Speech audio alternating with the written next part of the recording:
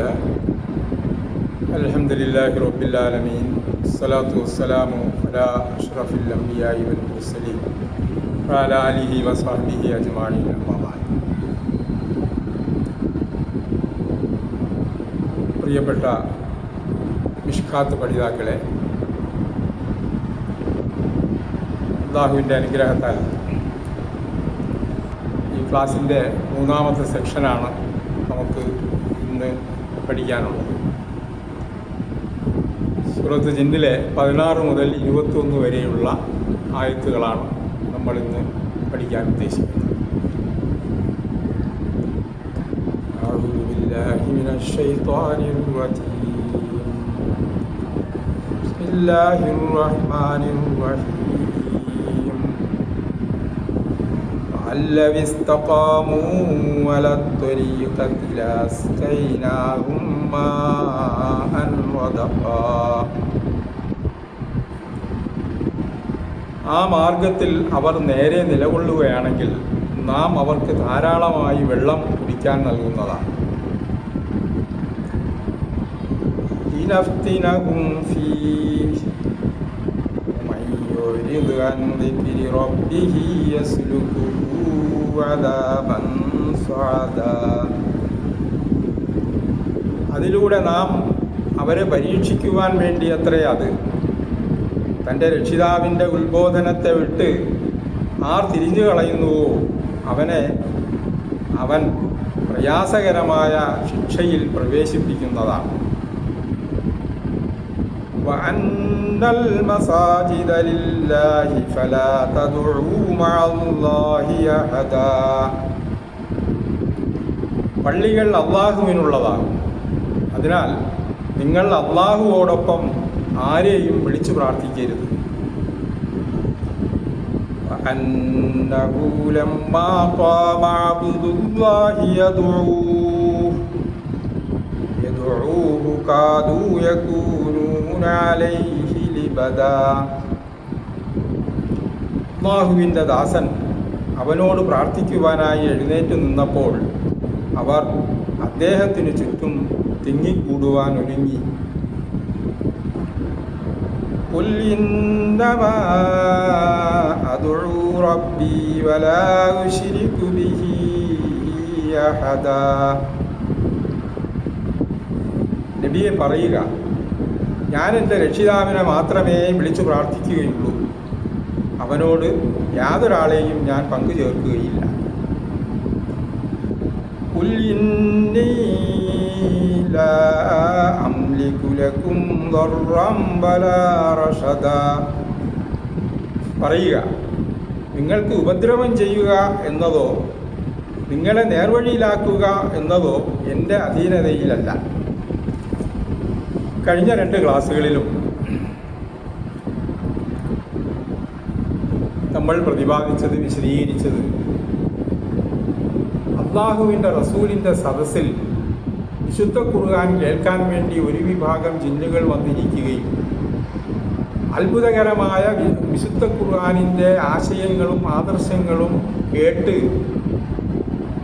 ഞങ്ങൾക്ക് സന്മാർഗം പ്രാപിക്കാൻ കഴിയുമല്ലോ എന്ന് ആഗ്രഹിച്ച് സ്വന്തം ജനതയിലേക്ക് തിരിച്ചുപോയി ഈ സന്തോഷ വാർത്ത അറിയിക്കുന്ന ജിന്നുകളുടെ പ്രസ്താവനകളാണ് കഴിഞ്ഞ ക്ലാസ്സുകളിൽ നമ്മൾ പറഞ്ഞത്. ഇനിയുള്ള ആയത്തുകളിൽ മൊത്തത്തിലുള്ള ജിന്നുകളോടും ഇൻസുകളോടും അഥവാ മനുഷ്യരോടും ജിന്നു വിഭാഗത്തോടും അല്ലാഹു പിന്നെ പറയുവാനുള്ള പ്രവാചക തിരുമേനിയിലൂടെ അവതരിപ്പിക്കുന്ന വിശുദ്ധ ഖുർആനിൻ്റെ ഭാഗമെന്നുള്ള നിലയ്ക്കുള്ള ചില അറിയിപ്പുകളാണ്.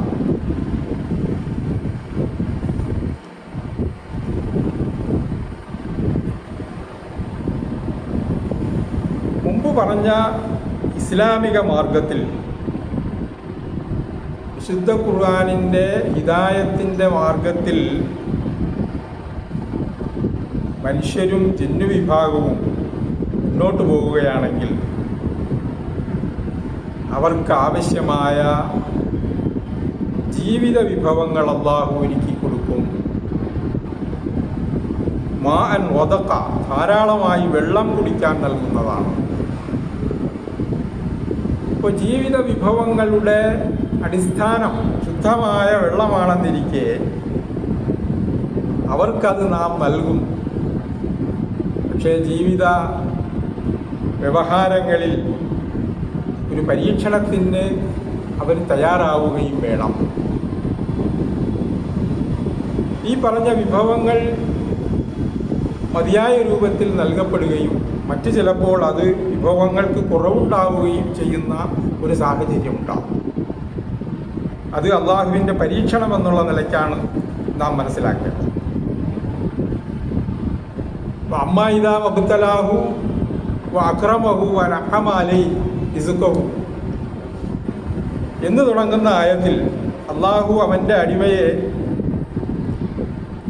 ആദരിക്കുകയും ഭക്ഷണ വിഭവങ്ങൾ നൽകുകയും ചെയ്യുമ്പോൾ അവൻ അള്ളാഹു എന്നെ ആദരിച്ചിരിക്കുന്നു എന്ന് പറയുകയും, എന്നാൽ ആ വിഭവങ്ങളിൽ കുറവ് വരുത്തുന്ന സമയത്ത് അള്ളാഹു അഹാനൻ, എന്നെ പരിഗണിക്കാതിരിക്കുകയും ചെയ്തു എന്ന് പറയുന്ന ഒരു അവസ്ഥ യഥാർത്ഥത്തിലുള്ള വിശ്വാസികൾക്ക് ചേർന്നതല്ല എന്നതാണ് ഖുർആൻ നമ്മെ പഠിപ്പിക്കുന്ന ഒരു പാഠം.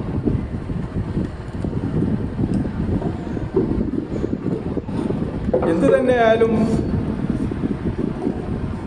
അടുത്ത ആയത്തിൽ സൂചിപ്പിക്കുന്നത് ഈ രൂപത്തിൽ ഹിദായത്തിൻ്റെ പാത ചൂണ്ടിക്കാണിച്ചു തരികയും ദുനിയാവിൽ ജീവിത വിഭവങ്ങൾ നൽകുകയും ചെയ്ത അല്ലാഹു അവനെ ഒരു തരത്തിലും അവനോടൊപ്പം നിങ്ങൾ മറ്റാരെയും ആരാധനയുടെ വിഷയത്തിൽ, പ്രാർത്ഥനയുടെ വിഷയത്തിൽ പങ്കുചേർത്തി പോകരുത് എന്നുള്ള ഒരു മുന്നറിയിപ്പാണ് നൽകിയിട്ടുള്ളത്. അപ്പം അന്നൽ മസാജിദലില്ല, പള്ളികളെന്ന് പറയുന്നത് അള്ളാഹുവിനെ സംബന്ധിച്ചുള്ള വിശിഷ്ടമായ ആശയങ്ങൾ പറയാനും പഠിപ്പിക്കാനും പ്രബോധനം ചെയ്യാനുമുള്ള സ്ഥലങ്ങളാണ്. അതുകൊണ്ട് തന്നെ ഒരു കാരണവശാലും ഈ പറഞ്ഞ തൗഹീദിന് ഘടകവിരുദ്ധമായ ആശയങ്ങൾ, അഭിപ്രായങ്ങൾ പള്ളികൾ കേന്ദ്രമായി നടത്തുവാനോ അതിനെ മുതിരുവാനോ വിശ്വാസികളുടെ ഭാഗത്തു നിന്ന് പാടില്ല എന്ന മുന്നറിയിപ്പ് കൂടി ഈ ആയത്ത് നമുക്ക് നൽകുന്നു.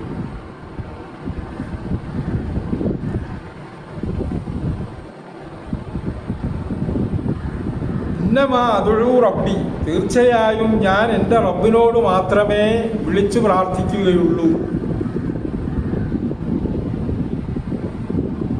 ആരെയും ആ പ്രാർത്ഥനയുടെ കാര്യത്തിൽ, ഇബാദത്തിൻ്റെ കാര്യത്തിൽ ഞാൻ പങ്കു ചേർക്കുകയില്ല.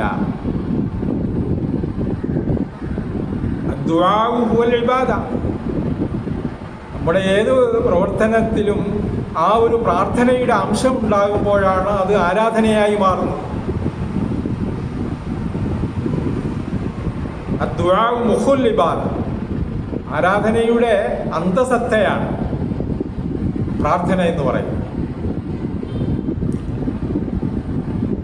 അതുകൊണ്ട് ആരാധനയുടെ ഏത് രൂപത്തുമാകട്ടെ അത് സർവശക്തനായ അള്ളാഹുവിന് മാത്രമേ പാടുള്ളൂ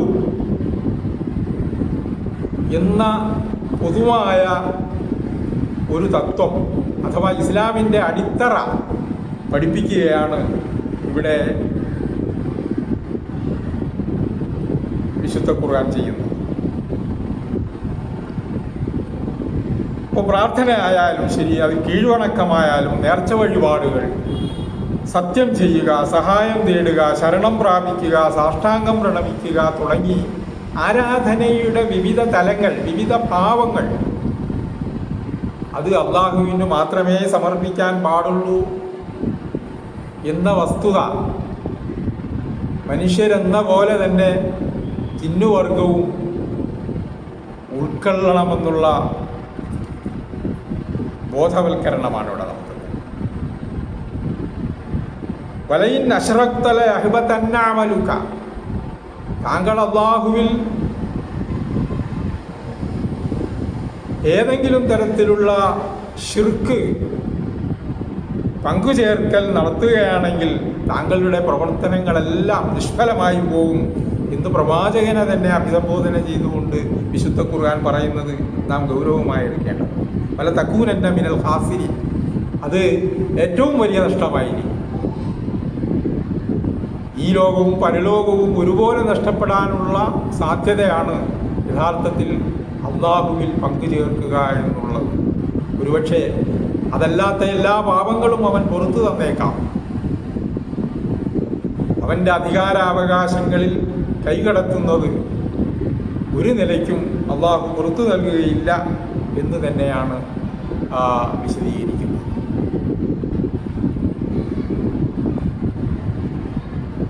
അള്ളാഹു റബ്ബാണെന്ന് വിശ്വസിക്കുകയും തൗഹീദുർ റുബൂബിയ്യ, അള്ളാഹു റബ്ബാണ്,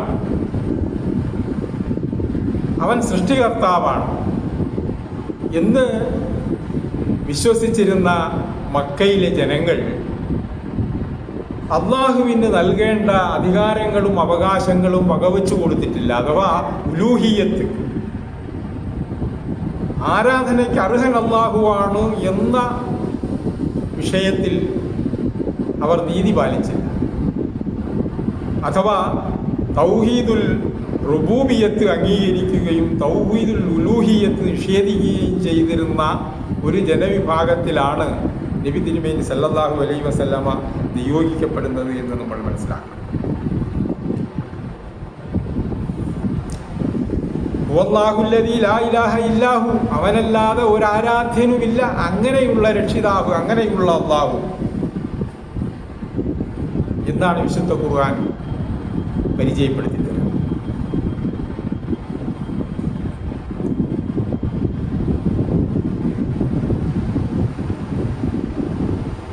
നിങ്ങൾക്ക് ഒരു തരത്തിലുള്ള ഉപകാരമോ ഉപദ്രവമോ ചെയ്യാൻ എനിക്ക് സാധ്യമേ അല്ല.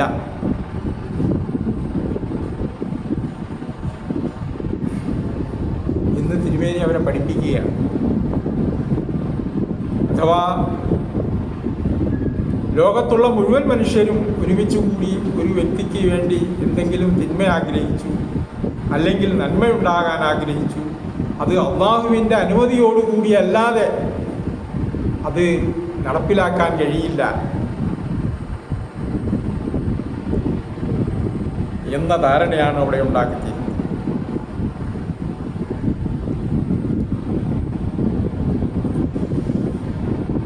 ജിന്നുകളുമായി ബന്ധപ്പെടുത്തി മനുഷ്യരുടെ പല സാഹചര്യങ്ങളെയും വിശുദ്ധ ഖുർആൻ പല ആയത്തുകളിലായി വിശദീകരിച്ചു.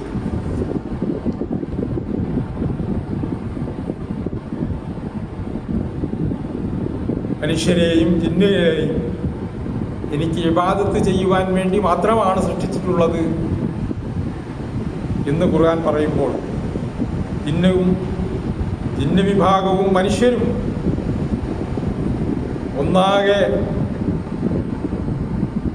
വിശുദ്ധ ഖുർആനിന് തത്തുല്യമായ ഒരു ഗ്രന്ഥം കൊണ്ടുവരാൻ ശ്രമം നടത്തിയാലും അവരതിൽ പരാജയപ്പെട്ടു പോകും, അവർക്ക് കൊണ്ടുവരാൻ കഴിയില്ല എന്ന നിലയ്ക്ക് ജിന്നുകളെയും മനുഷ്യരെയും അള്ളാഹുവിൻ്റെ സൃഷ്ടികളെന്നുള്ള നിലയ്ക്ക് അവൻ താരതമ്യം ചെയ്തിട്ടുണ്ട്.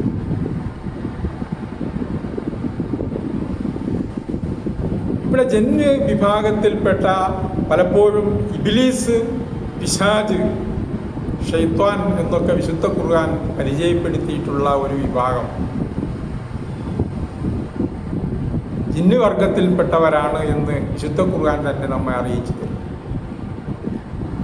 ആദ്യ പിതാവിന് സുജൂദ് ചെയ്യണമെന്ന് കൽപ്പിച്ചപ്പോൾ ജിന്ന് വിഭാഗത്തിൽപ്പെട്ട നിഷേധികളായ ഒരു വിഭാഗം അതിൽ നിന്ന് മാറി നിൽക്കുകയാണ് ഉണ്ടായത്.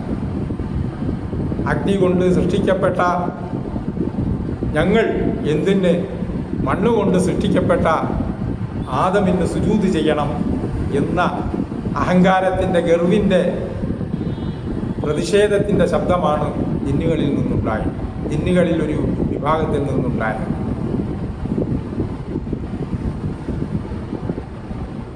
നിങ്ങൾ ശപിക്കപ്പെട്ടവരാണ്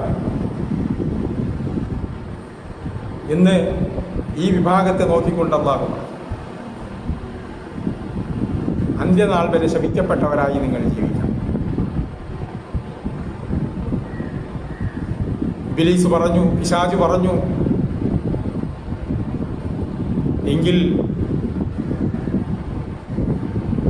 സത്യമാർഗത്തിൻ്റെ പാതയിൽ ഞങ്ങൾ സമരം ചെയ്ത് അതുവഴി വരുന്ന നിന്റെ അടിമകളെ സത്യമാർഗത്തിൽ നിന്ന് വ്യതിചലിച്ച് ഞങ്ങളെപ്പോലെ അവരെയും ദുർമാർഗത്തിലാക്കാൻ ഞങ്ങൾക്ക് അനുമതി വേണം. അല്ലാഹു പറഞ്ഞു, എൻ്റെ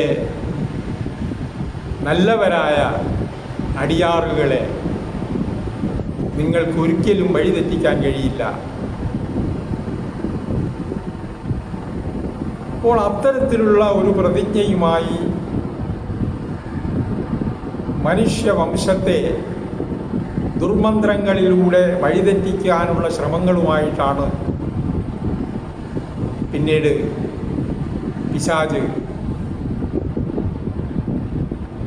മനുഷ്യ സമൂഹത്തിൽ ജീവിക്കുന്നത്.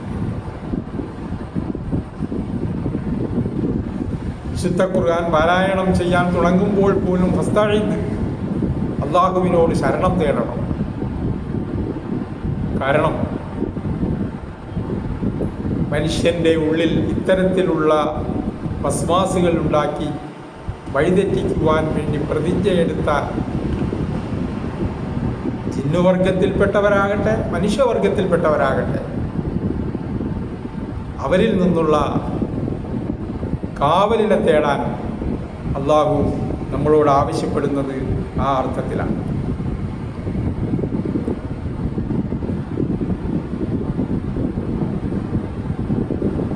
അപ്പോൾ അവരുടെ മാർഗത്തിലേക്ക് ആദമിൻ്റെ മക്കൾ കാരണമാണ്. അവർക്ക് സുജൂദ് ചെയ്യാൻ പറഞ്ഞപ്പോൾ നിഷേധിച്ചതിൻ്റെ പേരിലാണ് എനിക്ക് സ്വർഗം നിഷേധിക്കപ്പെട്ടത്. ഞാനും എൻ്റെ അനുയായികളും നരകത്തിൻ്റെ ആളുകളായി മാറിയത്. അതുകൊണ്ട് നല്ലൊരു വിഭാഗം മനുഷ്യ മക്കളെയും ഞങ്ങളോടൊപ്പം ഞങ്ങൾ നരകത്തിലേക്ക് കൊണ്ടുപോകും എന്ന ധാർഷ്ട്യമാണ് യഥാർത്ഥത്തിൽ ഈ തിന്മയുടെ ഏജൻസിയായി വർദ്ധിക്കുന്ന പിശാച് ഏറ്റെടുത്തിട്ടുള്ളത് എന്ന് നമ്മൾ മനസ്സിലാക്കി. അപ്പോൾ ഈ പിശാചിൻ്റെ ദുർബന്ധങ്ങളിൽ നിന്ന് ശരണം തേടുകയും സത്യമാർഗത്തിലിരുന്ന് സമരം ചെയ്ത് അള്ളാഹുവിൻ്റെ യഥാർത്ഥ അടിമകളെ വഴിതെറ്റിക്കുന്ന ഈ വിഭാഗത്തിൽ നിന്ന് എല്ലാ തരത്തിലുള്ള ജാഗ്രതയും കാണിച്ചുകൊണ്ട് മാത്രമേ മനുഷ്യവർഗത്തിന് ഇവിടെ ജീവിച്ച് അള്ളാഹുവിൻ്റെ പ്രീതി കരസ്ഥമാക്കുവാൻ കഴിയൂ എന്നുള്ള ഒരു മുന്നറിയിപ്പാണ് യഥാർത്ഥത്തിൽ ഈ ആയത്തിലൂടെ നൽകുന്നത്. അവസാനമായി കുൽ ഇന്നീല അംലിക്കുലക്കും വർറം വലാ റഷദ,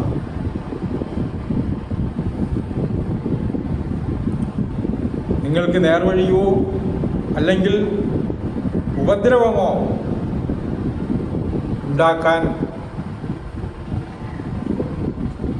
എനിക്ക് സാധിക്കുകയില്ല എന്ന് മാത്രമല്ല, അത്തരത്തിലുള്ള ചിന്താഗതി വെച്ചു പുലർത്താൻ പോലും മനുഷ്യരാശിക്ക് കഴിയില്ല എന്ന ഉണർത്താണ് ഇവിടെ നൽകുന്നത്.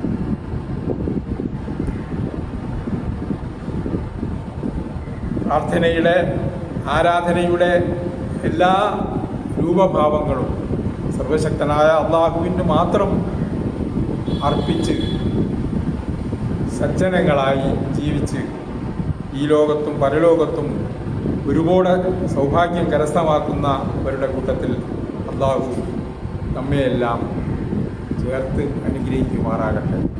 വാഹിറു ദഅ്വാനാ അൽഹംദുലില്ലാഹി റബ്ബിൽ ആലമീൻ. അസ്സലാമു അലൈക്കും വറഹ്മത്തുള്ളാഹി.